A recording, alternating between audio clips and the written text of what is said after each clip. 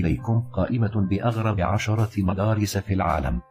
مدرسة السحرة.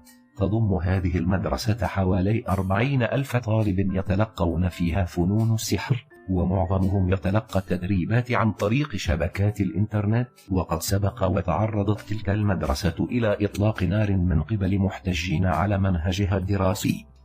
مدرسة بروكلين الحرة. لا توجد مناهج دراسية بهذه المدرسة، وللطلاب الحرية في اختيار ما يدرسونه، حتى لو كان اختيارهم إنهاء وقتهم لعبا وتسلية. الأغرب من ذلك هو أن الطلاب في هذه المدرسة هم المديرون الحقيقيون لها، بينما يعتبر المعلمون مجرد عناصر مساعدة للطلبة. مدرسة المستقبل في أمريكا.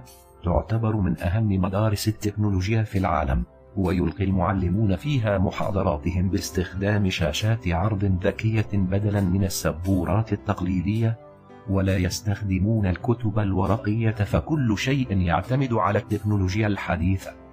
مدرسة الدعارة.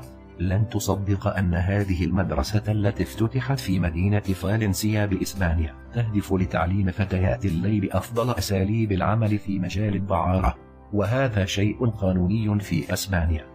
تتضمن الدراسة محاضرات نظرية وعملية عن تاريخ إنشاء وتطور الدعارة، والمهارات التي يحتاجونها لتنمية نشاطهم، بتكلفة 100 يورو. مدرسة هارفي ميلك. تفتح المدرسة أبوابها لجميع الطلاب بصرف النظر عن هويتهم أو ميولهم الجنسية، وقد أنشئت في نيويورك بهدف منح الشهادات الدراسية للمثليين من الرجال والنساء والمتحولين جنسيا. مدرسة جول الابتدائية. يديرها مدرس واحد يدعى شين كوين، الذي جاء إلى قرية جول الصينية وعمره 18 عاما. تقع المدرسة في أحد جبال قرية جول الوعرة، لا يصل إليها إلا طريق صخري مليء بالمنحنيات الخطرة، وقد تكررت حوادث سقوط وإصابة الطلاب أثناء ذهابهم لقضاء حاجتهم في الجبل، مما دفع المعلم إلى التعاون مع أهالي القرية لإنشاء مرحاض بداخلها. مدرسة أبو الابتدائية.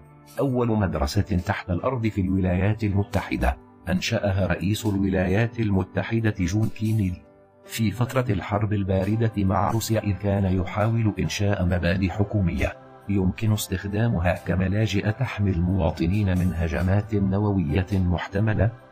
مدارس داخل القطار. اهتمت المعلمة الهندية إنديرجيت بتعليم الأطفال الذين تراهم يتسولون في القطار، بعد أن تيقنت من أنه يتعذر نقلهم إلى المدارس، وبدأت برنامجها في العام 1985 بتعليم 4000 تلميذ في مختلف أنحاء الهند. مدارس عائمة. يتوقف الطلاب عن الذهاب لمدارسهم بسبب تعرض بنغلاديش مرتين كل عام لفيضان يؤدي إلى صعوبة الحصول على المياه النظيفة والكهرباء، فتم إنشاء منازل ومراكز رعاية صحية بل ومدارس عائمة، فقد أنشأت 100 مدرسة عائمة تستخدم الطاقة الشمسية ومزودة بمكتبة صغيرة. مدرسة دونز نهونغ الابتدائية. تقع بداخل إحدى الكهوف الجبلية في قرية صينية تسمى مياو، وهي واحدة من أفقر المقاطعات، وبالتالي لا تتوافر موارد لبناء مدرسة كاملة، لذلك تمت إقامة المدرسة داخل هذا الكهف. لا تنسى الاشتراك في القناة ليصلك كل جديد.